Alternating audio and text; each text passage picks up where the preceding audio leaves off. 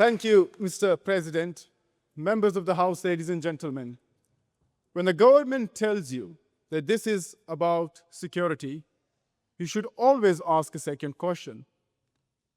Security for whom and against what? This motion has two parts to it.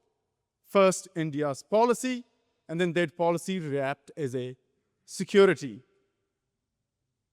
Tonight, on this side of the House, we already heard from the President. To continue the case for side proposition, I'll focus on this specific element. What policy are we talking about? In order to understand that policy, it is very important to look at it in the domestic context. It's once you understand the domestic policy, then can you only understand the external attitude of India towards Pakistan. And when we speak on this side of the House on this motion, when you talk about India's policy, we are talking about India's policies as we speak now, India's policy under Modi. And on this side of the House, it is our position that this policy is a populist policy. A populist strategy needs enemies of the people. And in India's domestic context, under Narendra Modi, that enemy is drawn from the Muslim population and from minorities, and abroad it is Pakistan. India, tonight I will show you factually, historically, and morally that this policy is not a security doctrine. It is a Hindutva populism that does not align with the homogeneous nation that India is, or with the secularism or the constitution of the very state that Modi thinks it stands for. However, it is important before I do that to respond to some points from my friends from side opposition. We already heard from Viransh, and will continue to hear from Viransh, that Pakistan propagates terrorism. That Pakistan is a security threat because it poses dangers towards the population of India. Let's be clear that Pakistan is the largest victim of terrorism in the South Asia. It has suffered since the war of terror started in 2001, 50,000 people lost to the war on terror.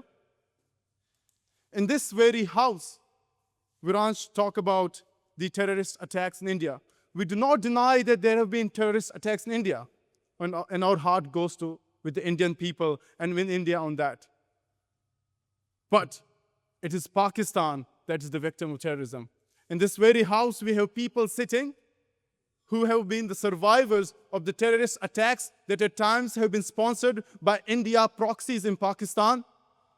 It has lost 126 billion since 2001 just to the war on terror. So we, as a nation, have suffered the most when we talk about terrorism.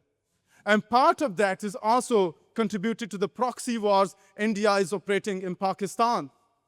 In my state, Balochistan, in the form of supporting the Balochistan Liberation Army, today I cannot walk out after 5 p.m. in my own province because of the proxy elements of India that do not allow for a free flow of Pakistanis to go there or Balochistanis to be there. The Tehreek-e-Taliban Pakistan that operates in the tribal areas of Pakistan, that is the largest threat to the sovereignty of Pakistan, is sponsored again by Indian proxies.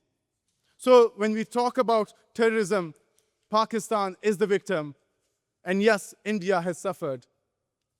But to contribute there to Pakistan is absurdity. Take the example of the recent Pahalgam attack. Pakistan was very open to the world to come and investigate, to put together an international inquiry as to who is responsible for these attacks. Instead of participating in that inquiry, what does Modi do? Because it does not suit him to have inquiries, because it will show that Pakistan is not involved. Instead, he acts in a war of aggression, attacking civilians in Pakistan across the board. Now that is Modi's policy, a policy where he gets a moment to unite people, the Hindu population in majority against Pakistan. He will take advantage of that. Yeah, sure. Can a head of state in Pakistan be non-Muslim? it's extremely irrelevant whether a head of state in Pakistan can be Muslim. The Prime Minister of Pakistan has all the powers, and the Prime Minister of Pakistan can be Muslim, yes. I hope that answers your question. So let's talk about India's policies internally. Let's look into it in Modi's own words. Human Rights Watch analyzed in 2024 alone 173 speeches of Modi before the election. And 110 of those speeches, they were about Islamophobia, the war against minorities in India, all as a pattern to unite the Hindu population, the common population, to create fear, to create a common enemy, so he can utilize that for his own benefits. A prime minister who has been summoned prime minister twice before runs for the third time, and his speeches says the following: the Muslims are infiltrators. They threaten the safety of our children and daughters.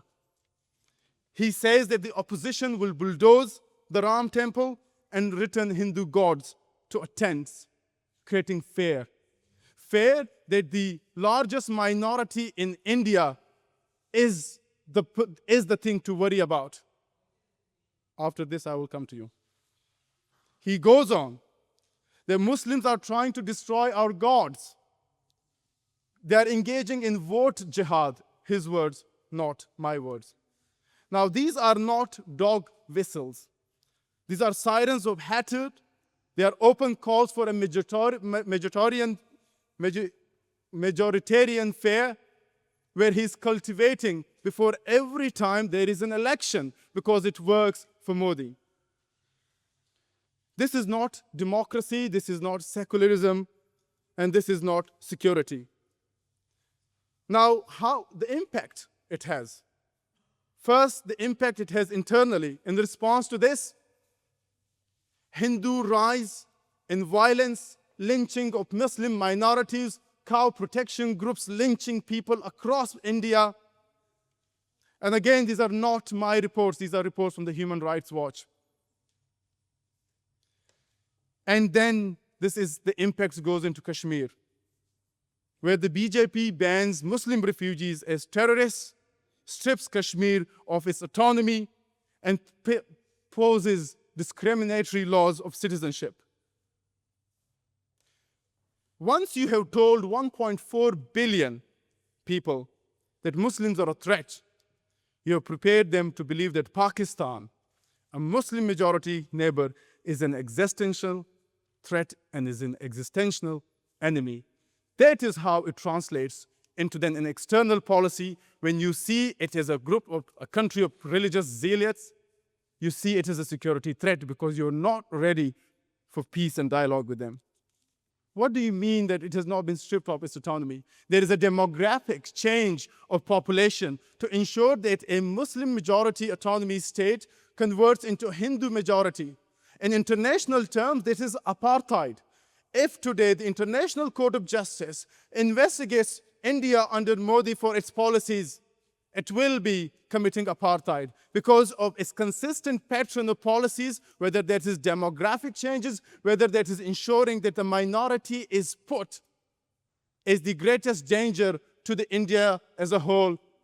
That is nothing short of populism and populist strategy. But coming back to the points, the threat to security.